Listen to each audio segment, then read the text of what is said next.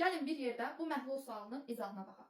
Mənə deyir ki, 2 növ duz və sudan ibarət məhlul. Deməli, mənim bir ədəd qabım və bu qabın içində məhlul var. Məhlul bilirik də nədir? Hər hansı maddələrin qarşılığına biz məhlul deyirik. Burada da deyir ki, 2 növ duz var. Birinci növdən 10%-dir. İkinci növ duzdan neçə faizdir? 20%-dir. Bu qabda məhlulun içində 210 qram su var. Daha sonra birinci növ duzdan 10%-dir. İkinci növ duzdan 20%-dir. Məndən də birinci növ duzun qramını soruşur. Baxın, mən birinci növ duzun 10% olduğunu necə deyirəm? Ümumi məhlulda olan duzun miqdarı 10%-dir. Yəni orada ümumi məhlulun 210 üstə gəl.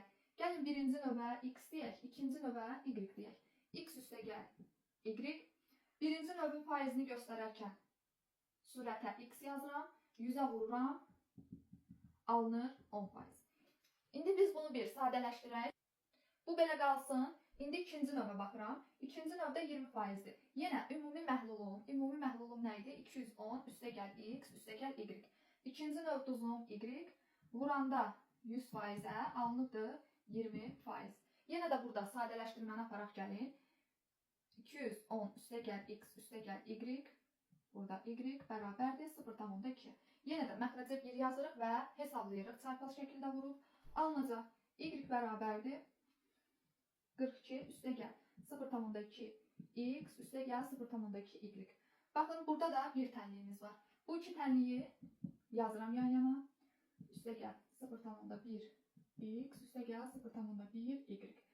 Və bu sistem tənliyi həll edərək buradan x-i, yəni birinci növ duzun miqdarını tapa bilərəm. Bunu da tapmaq sizin vəzifənizdir. Buyurun, tapın və kommentlər.